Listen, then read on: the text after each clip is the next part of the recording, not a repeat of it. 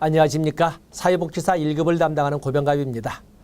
이번 시간에는 3교시 첫 번째 영역인 사회복지 정책론을 시작할 겁니다. 많은 분들이 3교시 사회복지 정책론, 행정론, 법제론에 대해서 굉장히 부담스러워 하시는데 바로 이것은 부담스러운 것도 있겠지만 사실은 거의 대부분 분석을 해보면 체력이 고갈될 대로 고갈된 상태에서 그리고 한참 식곤증 겸 이렇게 지치고 졸리는 그 오후 시간에 시험을 보기 때문에 그렇습니다. 때문에 시험이라고 하는 것도 보통 어린 또 젊은 사람들도 한 3시간 정도 시험을 보면 힘든데 이미 1교시에서 2과목을 받고 2교시에서 3과목까지 봐서 장장 몇 문제를 봤냐면 50문제, 75문제, 소위 125문제를 시험을 본 거거든요. 거기다가 눈이 거칠하고 체력이 최하한선으로 떨어진 상태에서 3교시로 이렇게 진입을 하는데 그렇지 않아도 들리는 소문에 3교시는 정말 어렵다고 하는데 이런 이미 스트레스에다가 이미 주눅이 든 상태에서 보기 때문에 그렇습니다. 그래서 여러분에게 계속 처음부터 요구했던 것이 체력전이 참 중요합니다. 체력전은 하는데 별로 신경을 안 쓰셔서 그렇습니다만 어쨌든 똑같은 상황이라 하더라도 지금이라도 늦지 않았으니까 체력전에 좀 신경을 쓰셔서 마지막 3교시 사실은 어려운 것이 아닌데 눈이 보이질 않는 겁니다. 착시가 심해서. 그래서 3교시 저 이론 강의도 하겠지만 여러분들은 그와 동시에 체력을 좀 비축하셔서 3교시에 다른 사람보다는 과목당 1영역, 2영역, 3영역 이 영역당 적어도 2문제 이상씩은 더 맞을 수 있도록 이렇게 한번 준비를 하도록 하겠습니다. 또 준비를 하셔야 됩니다. 자, 교재를 보시면 사회복지 정책이란 뭘까 이렇게 설명이 되는데 사회복지 정책이란 뭘까? 사회복지 정책의 지위를 보면 이렇게 우리가 그림을 그려볼 수가 있습니다. 사회복지 정책은 자, 사회복지에 추구하는 이념, 국가적 수준에서 추구하는 이런 이념 하에서 실제 운영의 기본 방향을 설정하게 되는데 그것을 사회복지 이념에 근거한 사회복지 정책이라고 하는 것입니다. 사회복지 정책.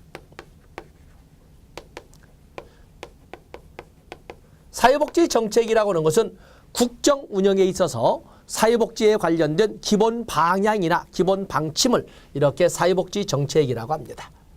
그 때문에 이 사회복지 정책이라고 하는 것은 사회복지 정책은 또한 그에 대한 해석의 여지가 분분하기 때문에 많은 오해가 발생할 수도 있습니다. 왜냐하면 자기에게 유리한 방향으로 해석할 수도 있는 거거든요. 그것을 최소화시키기 위해서 만드는 것이 사회복지 정책 또는 사회복지 관련 국정운영의 기본 방침을 문서화하게 됩니다. 바로 그것을 사회복지 법령이라고 합니다. 그냥 사회복지 법률 제도라고 해서 사회복지 법제라고 합니다. 자, 이렇게 문서화된 사회복지 정책을 현실화하기 위한 국가 개입이나 공공부문의 개입을 우리는 사회복지 행정이라고 하는 것입니다. 사회복지 행정. 그리고 이 바로 국가나 공공부문의 지원 또는 통제하에서 클라이언트와의 직접적 접촉을 시도하게 되는데 그것을 우리는 사회복지 실천이라고 하는 거죠. 사회복지 실천. 그래서 실질적으로 바로 여기에 나와 있는 이 3개의 영역.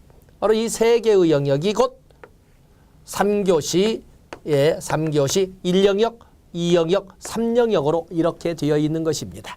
그리고 여기 실천이라고 적었지만 실천론, 그리고 현장에서 사용하는 실천기술론, 그리고 지역사회복지론 이렇게 해서 여기가 2교시의 지위를 가지고 있는 거거든요. 그래서 우리가 사회복지 정책의 지위는 어디에 있다? 이념하에서 국정운영의 기본 방침으로서의 지위를 이렇게 가지고 있는 것입니다. 그래서 이것을 문서화한 것, 그리고 이 문서화한 사회정책의 공공부문의 현실화를 이렇게 행정이라고 합니다. 그래서 위치를 여러분이 알고 진행을 하셔야 되는 거거든요. 그래서 사회복지 정책에 대한 정의는 다양하게 설명을 합니다만 어쨌든 사회복지에 관련된 국정운영의 기본 방향이나 기본 방침을 사회복지 정책이라고 한다. 이렇게 보시면 되겠습니다. 그다음에 사회복지 정책의 기능 이렇게 되어 있는데 순기능, 역기능. 뭐 순기능이야 우리가 볼 필요 있겠습니까? 순기능, 사회복지, 사회보장의 순기능 다 많습니다만 문제가 되는 것은 바로 역기능이죠. 어떤 문제가 있는가? 어떤 문제가 있는가? 사회복지 정책의 역기능이 나와 있습니다. 사회복지 정책을 어떤 운영 방침에 의해서 운영하느냐에 따라서 비효율성이 등장하기도 합니다. 비효율성. 오히려 통합이란 개념을 가지고 복지를 시작해놓고 오히려 선별주의를 하게 되면 계층 간 갈등이 나올 수도 있고 만약에 보편주의를 운영하게 되면 소위 효율성의 차원에서 투자 비용 대비 산출 많은 비효율성이 야기될 수도 있는 거거든요. 그렇기 때문에 관리 운영의 비효율성이라는 것이 예상치도 못하게 어떤 운영 이념을 가지고 적용하든지 간에 발생할 수 있다는 사실입니다. 그러면 사회복지, 사회보장의 가장 큰 문제 의존성 심하죠. 사실은 사회복지나 사회보장의 것은 자립자활을 할 수 있도록 국가가 나서서 힘을 실어준다는 건데 그걸 악용하는 놈들이 있다는 것입니다. 그래서 오히려 빈곤 탈출을 돕기 위한 성선설적 국가의 개입을 오히려 악용해서 그것을 빈곤에 악용함으로써 빈곤의 안착을 아주 즐기는 직업적 클라이언트가 발생하는 이런 것이 생기는 거거든요. 바로 그것을 빈곤의 덫 또는 빈곤의 함정이라고 합니다.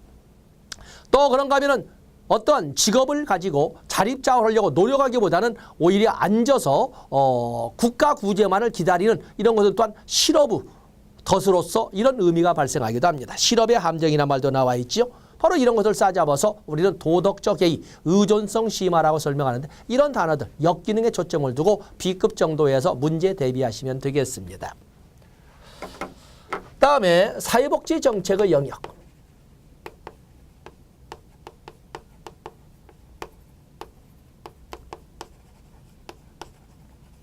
사회복지 정책의 영역. 그냥 똑같이 이거는 사회보장정책의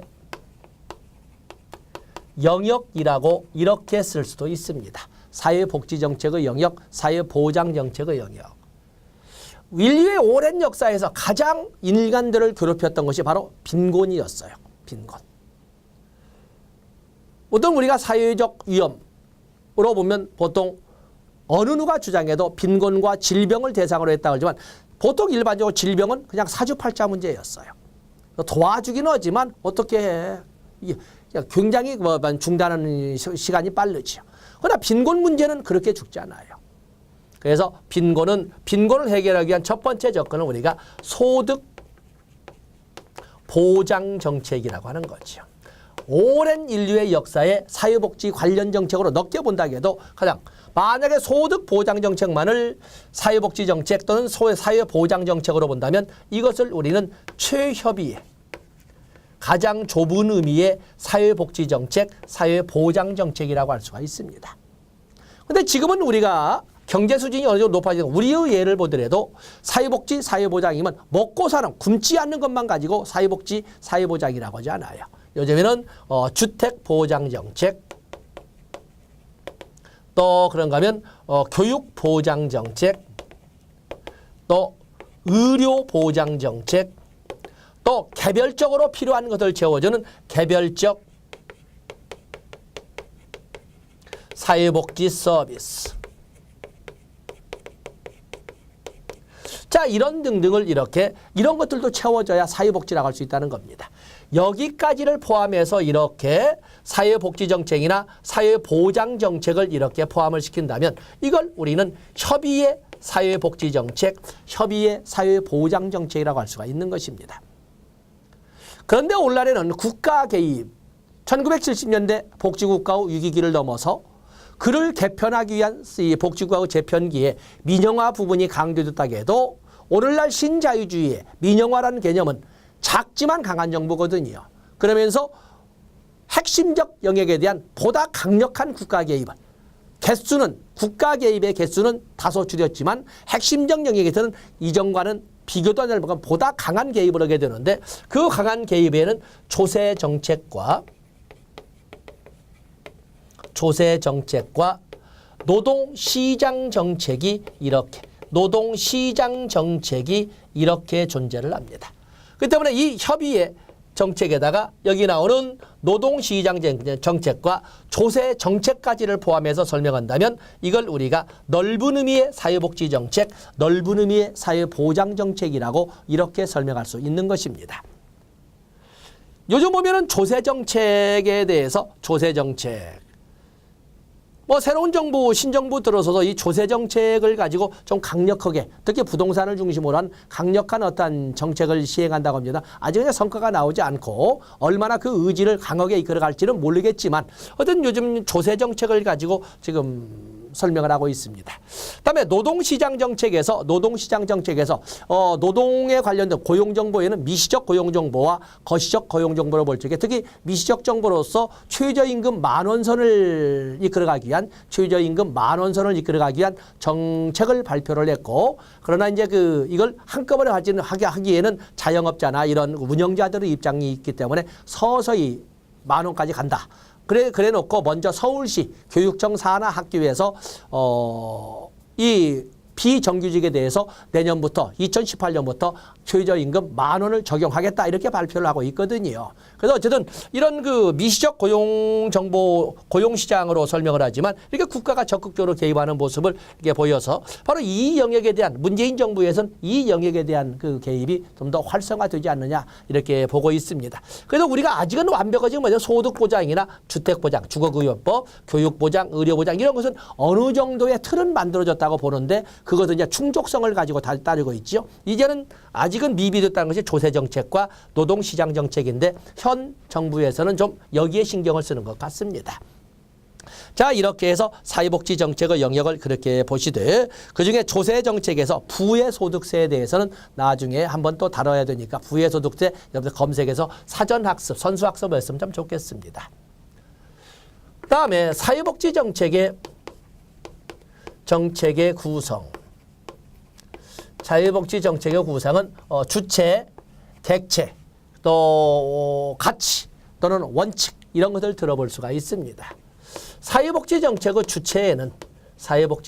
주체는 뭐 시대의 흐름에 따라서 전통적 사유에서는 과거로 가면 갈수록 이 말이죠. 전통 사유에 있어서는 보통 민간 부문이 주체였어요. 민간 부문이. 개인이 또는 뭐 가족이 또는 뭐 이웃이 또는 종교단체가 수도원이나 절이나 이런 민간 부문이. 그러다가 20세기 초에 들어와서 1929년 세계대 공황을 계기로 완전히 뭐 이렇게 방향이 바뀝니다만 20세기 초로 들어오면서 이제는 정부 부문이 중앙정부가 주체가 되는 이러한 변화로 이렇게 바뀌게 되는 거죠. 그래서 1930년대 이후에는 이렇게는 국가의 적극적 개입, 그것도 중앙정부가 중심이 된 국가의 적극적 개입에 의해서 사회복지 정책이 이끌어집니다. 그리고 20세기 후반에 가서는 20세기 후반 1980년대 이후에 가서는 이제는 복지다원주의로 1970년대 복지국가 위기를 극복하고자 하는 노력은 1980년대부터 북유럽에서는 스칸디나비아의 길로 그리고 유럽 대륙에서는 노동 감축의 길로 그리고 영국과 미국을 중심한 영미계통으로서는 신자유주의 길로 이렇게 바뀌게 되는데 바로 그러면서 중앙정부뿐만 아니라 지방정부도 그리고 민간부문도 하물며 민간부문에서도 지원을 받지 않으면 운영을 할 수가 없는 비영리부문이라 할 수 있는 제3섹터까지도 다 복지공급의 주체가 될 수 있도록 이렇게 분위기를 조성하는데 이를 복지다원주의 또는 혼합복지라고 합니다. 신자유주의에 반영이 된 거지요. 그에 비해서 객체는 사회복지 정책의 객체는 당연히 휴먼이죠. 휴먼인데 이 사회복지 정책의 객체 휴먼 바로 인간의 좀 더 구체적인 인간의 사회적 욕구와 그리고 사회 문제를 가지고 사회적 욕구와 사회 문제를 가지고 이렇게 사회복지 정책의 객체로 삼아서 설명을 합니다. 자, 미리 이제 통괄로 한다면 또 사회복지 정책을 이끌어갈 때 고민을 해야 될 사안에는 뭐가 있느냐라고 할 때 사회복지 정책의 가치를 볼 수가 있습니다. 사회복지 정책의 가치에는 평등의 가치를 말하자면 여기서는 선호도지요. 이것은 선호도 아닙니까? 선호도를 가지고는 무엇을 우선 가치로 해야 할 것이냐, 무엇을 먼저 집행해야 할 것이냐, 무엇을 더 고려해야 되느냐 할 때 평등을 우선으로 할 것이냐, 아니면 자유를 우선으로 할 것이냐, 아니면 뭐 효율을 우선할 것이냐, 아니면 뭐 생존권을 우선으로 할 것이냐, 이런 등등이 소위 사회복지 정책의 가치편에서 다뤄져야 될 이런 내용이라고 할 수가 있는 것입니다. 그리고 사회복지 정책이라면 그게 어느 지역이든 어느 나라든 어느 시대이든 시공을 막론하고 사회복지 정책이라면 반드시 지켜져야 될 원칙이 있는데 바로 그 사회복지 정책의 원칙이라고 그러죠. 사회복지 정책의 원칙에는 평등, 그리고 공평, 그리고 평등, 공평, 그리고 적절성, 이렇게 세 가지는 어느 누가 사회복지 정책을 수립하고 시행하더라도 반드시 지켜야 될 3대 원칙이라고 합니다. 바로 이 사회복지 정책의 구성에 대해서 우리가 하나하나 다뤄볼 겁니다. 여기 나오는 보면은 뭐 주체에 대해서는 설명이 되어 있고, 자, 교재를 보겠습니다. 주체에 대해서. 거기 보면 사회복지에서 전통사회, 뭐 20세기, 1980년대 이후 이렇게 되어 있는데, 전통적 사회에서는 문장을 길게, 전통적 사회에서는 이렇게 있지만 결국에 민간 부문이 주체가 되어서 운영되었다. 20세기 이렇게 된 20세기에서는 현대사회에서는 복지 책임이 사회와 국가에 있다는 인식이 높아지면서, 말하자면 사회적 빈곤관에 대한 인식이 높아지면서 민간의 자발적 복지활동은 사회사업으로, 말하자면 사회복지 실천으로 나타나게 되었고, 국가주도의 사회복지 정책이 강구되면서 국가 주도의 사회복지 정책이 강조되면서 사적 복지활동이 공적 복지활동으로, 말하자면 주체가 사적 영역에서 공적 영역으로 전환되는 현상이 도드라졌다. 그러다가 1970년대 복지국가 위기를 넘어가는 그 과정에서 복지다원주의가 해결책으로 등장했다. 신자유주의의 영향력이라고 한다라는 말을 쭉 썼습니다. 1번과 3번을 가지고 설명하시면 되겠습니다. 다음에 사회복지 정책의 객체에는 사회적 욕구와 사회 문제를 들었는데, 사회적 욕구에 대해서는 사회적 욕구에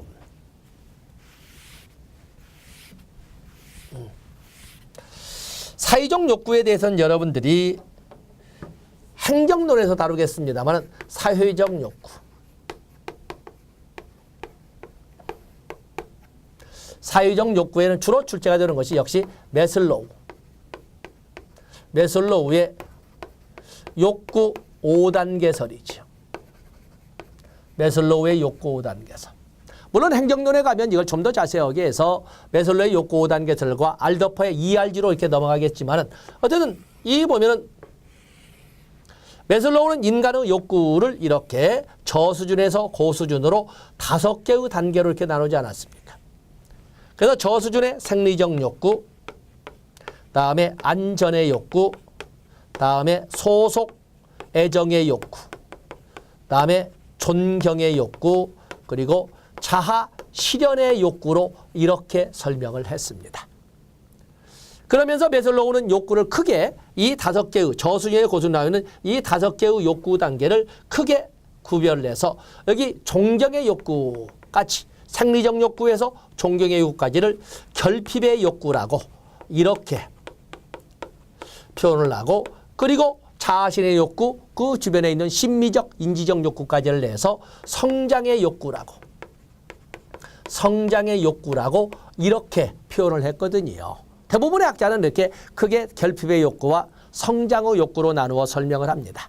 그런데 문제는 일부 출제위원은 이 결핍의 욕구, 생리적, 안전, 소속애정, 존경의 욕구를 생존의 욕구라고 이렇게 쓰기도 한다는 것입니다. 생존의 욕구와 생리적 욕구는 좀 차이가 있지요. 생리적 욕구는 생존의 욕구의 한 종류에 불과합니다. 아시겠죠? 생존의 욕구라고. 그에 비해서 성장의 욕구를 실존의 욕구라고 이렇게 쓰기도 했다는 사실입니다. 또 일부 출제위원은 이 결핍의 욕구를 기본 욕구라고 이렇게 쓰고, 그에 비해서 이 욕구를 메타 욕구라고 이렇게 쓰기도 했다는 사실입니다. 그래서 이것도 보시고 그러면서 매슬로우는 이 주장을 책에 모든 인간은 전 단계의 욕구가 충족되어야 다음 단계로 이렇게 이행해 간다 해서 이렇게 인간들은 욕구를 충족을 상향 충족해 가는 특징을 가지고 있다라고 설명했던 거였어요. 우리가 실질적으로 보더라도 정말 그 총알이 빗발치고 여러분들은 뭐 교전 상태를 한 번도 경험이 없어서 실감이 안 납니다만 아주 그렇게 큰 위험이 있음에도 불구하고 감기는 눈꺼풀을 막아내지 못해요. 감기는 눈꺼풀을. 이런 것처럼 생리적 욕구가 충족되어야 그다음에 총알이 이렇게 하는 안전의 욕구를 해서 전 단계의 욕구가 충족되어야 다음 단계로 이렇게 이행이 간다는 특징을 제시한 것이 매슬로우가 되겠습니다. 자, 이 내용은 나중에 행동론을 볼 적에 또 하나 보기로 하고 우리가 또 정책론에서 대비할 수 있는 것은 브래드쇼우의 욕구 분류가 있습니다. 브래드쇼우의 욕구 분류가 있어요. 이 브래드쇼우의 욕구 분류를 보면 브래드쇼우의 브래드쇼우는 이 인간의 욕구를 규범적 욕구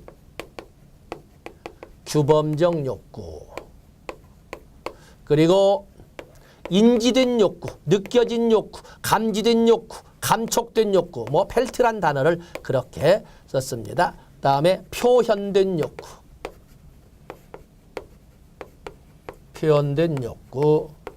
그리고 비교적 욕구로 이렇게 설명했는데 지금 내년에 역시 매슬로우 거는 어디에 나오든 간에 행정론에 나오든 여기 정책론에서 나오든 아니면 실천 쪽에서 나오든 나올 것이고 브래드쇼우 것도 내년에 분명히 나와야 된다라고 이렇게 지금 해서 특히 브래드쇼우 여기 매슬로우 거는 워낙 많이 하셔서 여기를 지금 우리가 기대를 하고 있는 것입니다. 규범적 욕구, 규범이라고 하는 것은 공동체 구성원이라면 누구나 똑같이 지켜야 되고 공동체 구성원이라면 누구에게나 똑같이 적용된 하나의 약속된 틀을 규범이라고 합니다. 누구나 똑같이 적용이 되고 적용을 받고 지켜야 하는 그게 법이든 종교규범이든 아니면 도덕이든 아니면 관습이든 그렇기 때문에 이것은 보통 정책이나 또는 법령의 형태로 만들어지며 전문가들에 의해서 정리가 되는 전문가 수준에 의해서 만들어진 기준선을 말합니다. 기준선. 전문가들에 의해서 만들어진. 보통 정부 정책은 전문가 수준을 가진 이런 전문가급에서 만들어가는 거거든요. 다음에 펠트 니드스. 이것은 당사자의 느낌으로 존재하는 것이 되겠어요. 당사자의 느낌으로 존재하는 것이 되겠는데 이 당사자의 느낌으로 존재하는 이 인지된 욕구는 결국에 조사나 서베이라고 작업하는데 똑같은 말이 똑같은 서베이 물어서 알아볼 수 있는 이런 욕구 밖에서는 드러나지 않으니까 그래서 표현된 욕구는 밖으로 표출된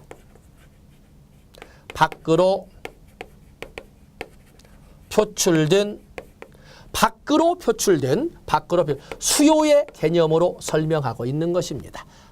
주로 이제 의료 서비스 같은 것이 많은데 우리의 법령에서는 신청이나 또는 청구의 개념으로 된 것은 뭐로 표현된 욕구라고 합니다. 그 때문에 아무리 나라에서 법으로 이런 경우에는 이런 것을 어떻게 도와줄 수 있다라고 규범적 욕구에 대한 규정을 만들어 놓고 정말 당사자도 절실하게 도움이 필요하고 인지된 욕구. 그래도 본인이 표현된 욕구로 전환시키지 않으면 말하자면 신청이나 청구를 하지 않으면 못 도와주는 거예요. 옛날에 워커 중심의 시대나 공급자 중심의 시대에서는 규범적 욕구가 중심이었죠. 정부가 만든 법을 중심으로 했으니까. 근데 오늘날에는 클라이언트 중심의 시대로 전환이 되면서 이제는 아무리 국가가 법으로 만들어 놓고 당사자가 절실한 도움이 필요해도 본인이 신청하지 않으면 못 도와줍니다. 그래서 오늘날에는 클라이언트, 이거 표현은 뭐야? 자기결정에 의해서. 그래서 사회복지 실천에 있어서 사회복지 실천의 제1의 원리, 비에스텍의 7대 원리 중에 제1의 원리가 뭐예요? 바로 자기결정의 원리 아니겠습니까? 그래서 오늘날에는 표현된 욕구를 중심으로 진행이 된다. 여기는 비교 목적으로 동원된 목적이니까 좋고. 자, 이렇게 해서 우리가 볼 수가 있습니다. 다음에 이제는 사회 문제를 봐야 되겠군요. 사회 문제.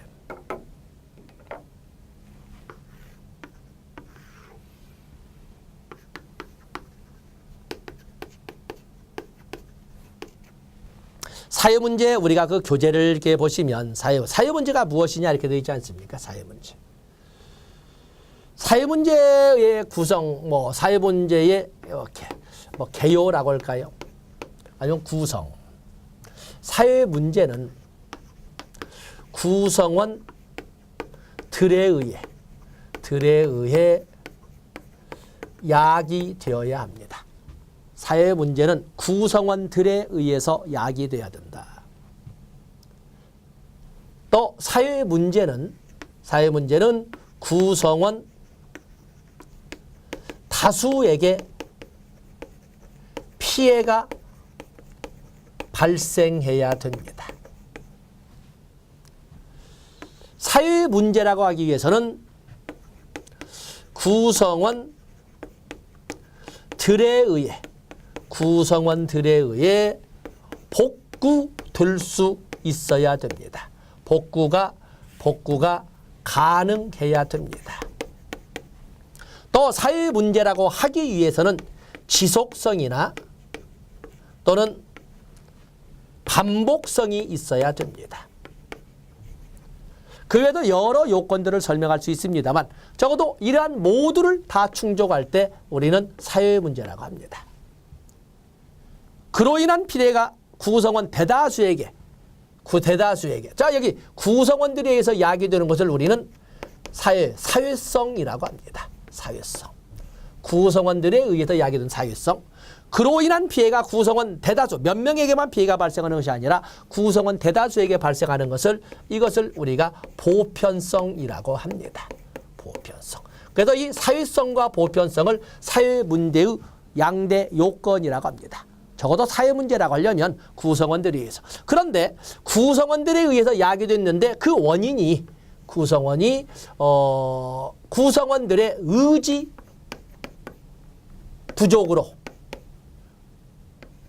부족이나 나태로 발생할 수도 있고 사회 문제가 구성원들의 의지 부족이나 의지 박약이나 또는 노력의 부족 등으로 나타날 수도 있고 아니면 구성원들이 만든 구조상의 하자로 인해서 발생할 수도 있는 거거든요. 옛날에는 구성원들이 만든 문제점에 의해서 발생했다고 했지만 오늘날에는 사회 문제의 발생 원인을 구성원들의 의지 부족으로 발생할 수도 있다. 이렇게 바라보는 바로 이것을 우리는 미시적 관점의 사회 문제라고 하는 것이고 문제 발생 원인을 구성원들이 만든 제도나 구조상 하자로 인해서 야기됐다고 하는 것은 거시적 관점의 사회 문제라고 이렇게 우리가 불러주는 겁니다. 원인이 어디에서 발생했느냐? 그래서 가장 큰 것이 이겁니다. 그리고 구성원들에 의해서 복구가 가능해야 되고 지속성이나 반복성이 있어야 된다. 그리고 절대 구성 요소는 아니지만 이 사회 문제라고 하는 것은 상대적 개념입니다. 어느 시대에는 아무런 문제도 되지 않았던 것이 오늘날에는 아주 심각한 사회 문제가 되기도 하고 똑같은 시점인데도 불구하고 어느 시대, 어느 지역에서는 커다란 사회적 문제인데 어느 지역에서는 아무런 문제도 아닐 수도 있는 거거든요. 그래서 사회 문제라고 하는 것은 상대성을 띈다라고 이렇게 필수 요건은 아니지만 설명할 수가 있습니다. 자, 사회 문제의 원인. 자, 여기 이제 사회 문제의 원인을 어디에서 바라보냐면 우리는 사회를 바라보는 관점에서 기능론과 갈등론과 그리고 신갈등론을 통합론이라고 하는 통합주의라고 하는데 관점이 다릅니다. 기능론에서 바라보는 사회 문제의 발생 원인은 부적응에서 찾습니다. 부적응, 반사회적 행동이죠. 반사회적 행동. 자, 여러분들이 적겠습니다만 이 사회 문제의 발생 원인 기능론에서는 부적응, 환경에 어울리지 못하는 것, 속한 사회에 어울리지 못하는 것, 그 반사회적 행동이죠. 일탈이나 탈선이나 비행, 범죄, 또 마약, 자살, 알코올 중독이나 향정신성 의약품, 우리가 사회복지가 될 수 없는 조건들이 있지요. 바로 이런 부적응에서 찾고 갈등론에서는 불평등에서 찾습니다. 희소자원의 지나친 불공정한 분배, 불평등에서 찾습니다. 실업, 빈곤, 실업 또는 박탈, 사회적 배제, 소유, 기회, 소유라는 것은 기회의 불평등 아니겠습니까? 이런 것처럼 불평등에서 사회 문제의 발생원이 잦습니다. 그에 비해서 신갈등론 통합주의에서는 해체해서 찾는 거죠. 왜 이렇게 아동 문제나 청소년 범죄의 연령이 자꾸 낮아질까? 가족들이 같이 안 살아서. 엄마의 사회적 진출이라고 하는 종래와는 다르게 여성들의 사회적 진출이 높다 보니까 다 뿔뿔이 흩어져 살아서. 자, 여러분들 대건 아침을 같이 먹으십니까? 아니면 한 달 동안 90끼 중에 몇 끼를 가족들이 같이 모여서 먹고 있습니까? 초등학교 6학년이 지나게 되면 이제는 전부 각자 밥을 먹어야 돼요. 요즘에는 직주 간의 거리가 멀다 보니까 출근 시간 때문에 엄마 아빠의 아침 시간이 정말 바쁘고 애들이 학교에 가는 시간도 정말 바쁘게 되거든요. 각자 먹고 싶을 때 각자 먹고 출발해야 돼요. 우리가 TV 나온 것처럼 밥을 차려놓고 전 가족이 밥을 먹고 같이 출발하는 것은 농촌에서나 좀 가능할까? 현실적으로는 불가능하지 않습니까? 그렇기 때문에 어찌 보면은 부모와 자식 간에 만나는 시간이 몇 시간일까?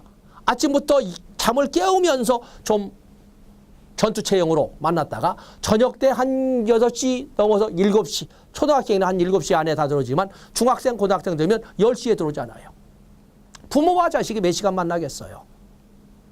그것도 서로 싸나운 얘기하면서 오자마자 서로 눈도 부딪히지 않고 그야말로 그 휴대폰을 손대는 애들에게 엄마의 짜증, 아빠의 피로도 뭐 이런 것이 있다 보니까 24시간 중에 부모와 자식 간에 눈을 마주치는 시간이 10분이나 될까?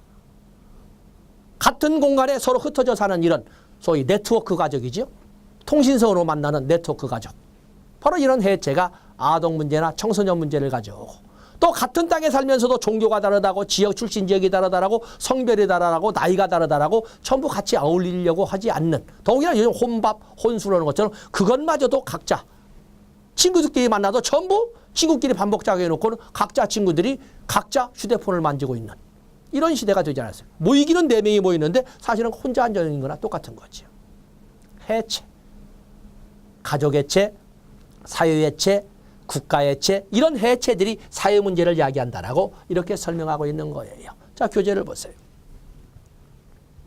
그래서 거기에 보면은 거기에 부적응, 불평등, 사회해체에서 지금 관점을 같이 붙였습니다. 기억번은 부적응은 기능론에서 바라볼 때, 그리고 사회불평등은 갈등론에서 바라볼 때, 그리고 사회해체는 신갈등론, 통합주의에서 바라보는 문제 발생의 원인이라고 설명하고 있습니다. 다음에 밑에 사유적 유형 3D, 4D, 4고, 5학이 나와 있는데 자, 이건 여러분들이 학적 접근이기 때문에 제가 이걸 읽어드린다는 것은 참 무의미한 거죠. 그래서 여러분들은 이 정도는 여러분들이 가져가시되 나중에 사유적 위험이 등장하고 법제론을 적에 한번 다뤄볼 시간이 있을 겁니다. 그래서 여기는 여러분들이 보세요. 자, 이제는 우리가 사회복지정책의 원칙을 보도록 하겠습니다. 사회복지정책의 원칙. 자, 사회복지정책의 원칙을 보기 위해서 먼저 우리는 그 아래에 있는 사회복지정책의 가치를 보세요. 가치라고 하는 것은 선호도라고 그랬죠. 무엇을 먼저, 무엇을 더나 덜 이렇게 하는 그 각자의 그 선택의 문제가 되겠는데 자, 우리가 사회복지정책을 수립하게 된다면 민주주의의 양대 가치 중에 자유와 평등이 있는데 어느 것을 우선시해서 정책을 수립할 것이냐 하는 문제가 등장할 거예요. 자유를 선택하는 사람은 직설적으로 본다면 자유라고 하는 단어는 가진 자만의 특권이라고 하는 겁니다. 뭐 우리는 많은 사람들이 우리는 자유롭게 살아 걸지만 정말 여러분들이 여러분의 모든 생각이나 여러분의 행동이나 삶의 방향을 여러분의 자율의지로 지금 정하고 있습니까? 못합니다. 권력은 아름다운 거예요. 권력을 오남용하는 더러운 몇 놈들이 있어서 권력자들을 아주 나쁘게 보지 거의 대부분의 권력을 가진 사람들은 사실은 국가 사유를 위해서 선용을 합니다. 자유라고 하는 것은 내 맘대로 내 삶을 정하고 내 맘대로 내 주변 여건을 조성하는 거예요. 그렇기 때문에 자유는 가진 자만의 특권이라고 하는 갖지 못한 자는 자유는 있지 않아요. 평등이라고 하는 것은 없는 자의 하소연이라고 합니다. 평등하려면 우리가 사람들이 다 착해서 내가 너무 많이 가진 것 같으면 뚝 뛰어서 다른 사람 없는 사람에 줄 것 같지만 아니잖아요. 그래서 그걸 어떻게 국가라고 하는 공권력이 법을 이용한 강제력을 동원해서 너 나눠줘.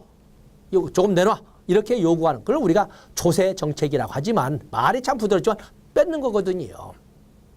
그렇게 해서 그렇게 하게 해주시오라고 없는 자들이 국가공권력에 하소연하는 거예요. 그래서 평등은 없는 자들의 하소연이라고 하는 거예요. 좀 말을 잘하게 했습니다만 자 어느 쪽에 편을 들 것인가. 없는 자의 편을 들 것인가. 가진 자의 편을 들 것인가. 분수 효과를 통해서 경제 성장을 이끌어갈 것인가. 낙수 효과를 통해서 경제 성장을 이끌어갈 것인가. 자 이런 것이 대단히 중요하지 않습니까. 그래서 거기에 오면 평등의 가치. 없는 자, 사회보장, 사회복지는 소유된 계층, 없는 쪽을 중심으로 하니까 당연히 평등의 가치를 우선시하기도 앞에 썼습니다. 근데 평등이 하나만 있는 건 아니지. 절대적 평등과 상대적 평등, 결과의 평등과 기회의 평등이 이렇게 있거든요. 절대적 평등이라고 하는 것은 누구나 똑같이를 설명하는 거예요. 수량적 평등, 결과라고 평등이랑 어쨌든 끝날 때 정책이나 프로그램이 다 끝난 다음에 나누어 가질 적에는 n분의 1로 나눠서 갖는 거예요. 절대적 평등. 그런데 절대적 평등은 어떤 문제를 가져와? 절대적 평등은 하향적 평준화를 가져와요. 끝날 때 n분의 1로 나누어 갖는다는데 그때까지 누구는 100개를 만들었고 누구는 50개를 만들었음에도 불구하고 n분의 1로 나누면 100개를 만든 놈은 100개를 만든 사람은 미친놈이죠. 50개만 만들어도 그만큼 받을 수 있는데 미쳤다고 땀 흘리면서 100개씩이나 만들어? 사람들은 미쳤다는 생각에 의해서 다시는 그렇게 노력 안 할 거예요. 더 많은 자기 발전이나 국가 사회 발전에 더 많은 기여를 할 수 있었음에도 불구하고 노력하지 않게 돼요. 그래서 절대적 평등을 추구하면 하향적 평준화를 가져와요. 그 문제를 해결해서 뭘 만들어? 상대적 평등, 비례적 평등이라는 공평을 만든 거예요. 다른 것은 다르게.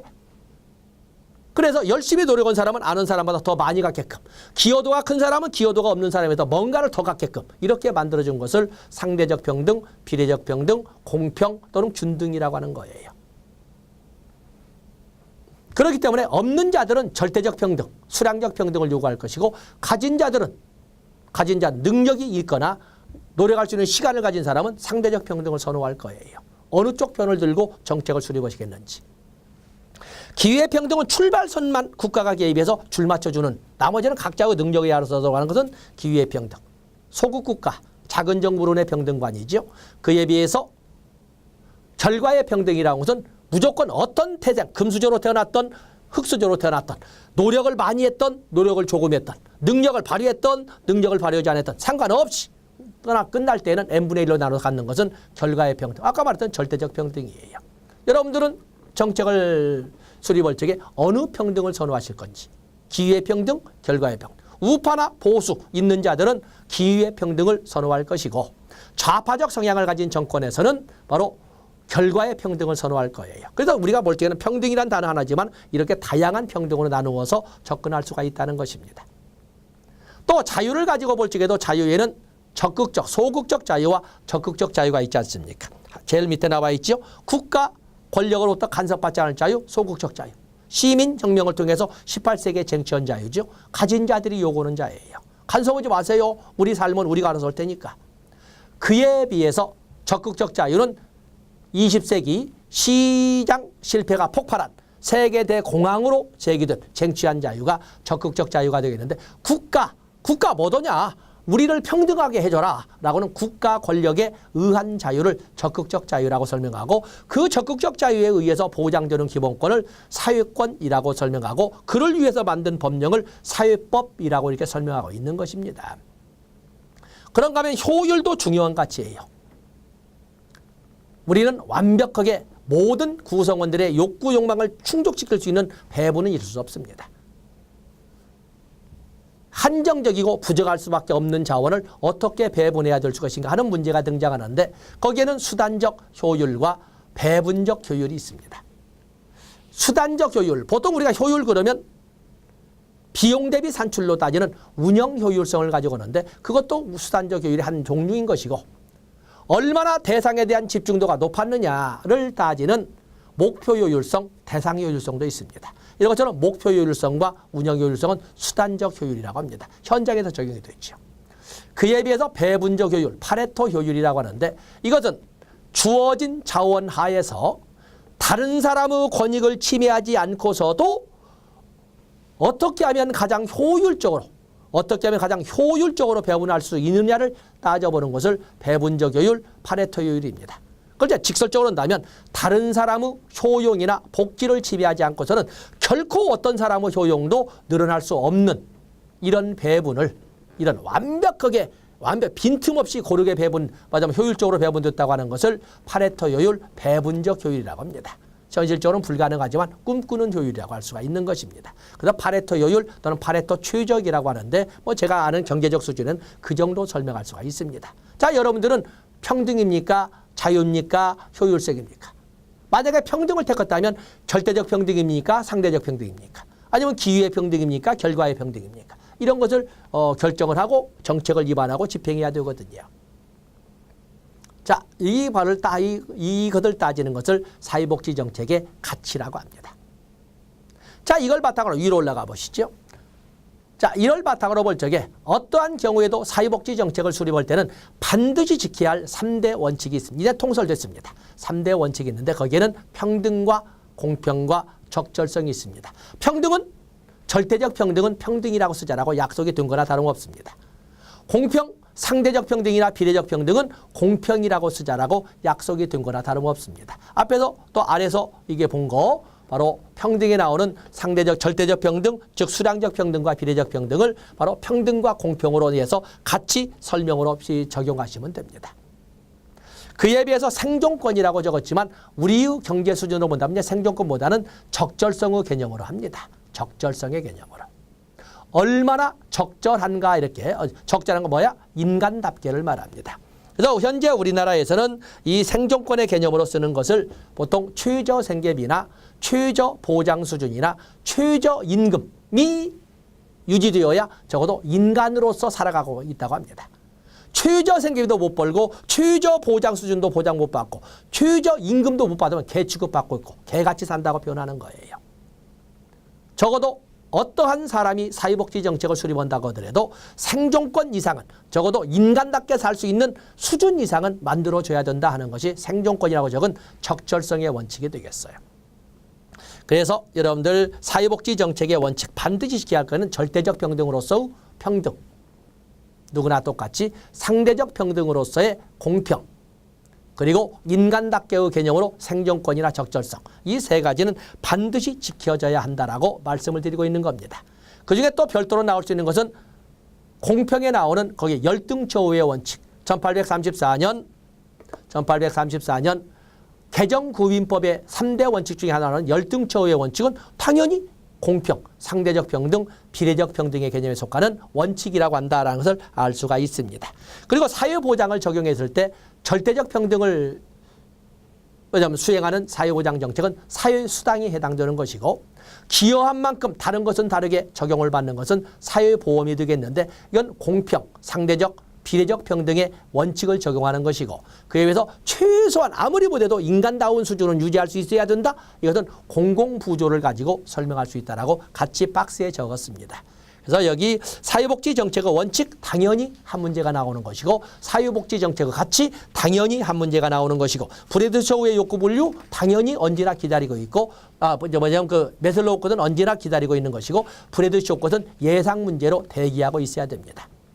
그다음에 사회복지 정책의 객체로서 나오는 사회적 욕구를 넘어서 사회 문제의 기본론도 가지 자주 나오는 문제이기 때문에 오늘 짧은 시간에 한 통으로 묶었지만은 출제 비중이 대단히 높은 영역이었다고 할 수가 있겠습니다. 자, 이 시간 여기까지 하고 다음 시간에 사회복지 정책의 발달사로 넘어가도록 하겠습니다. 고맙습니다.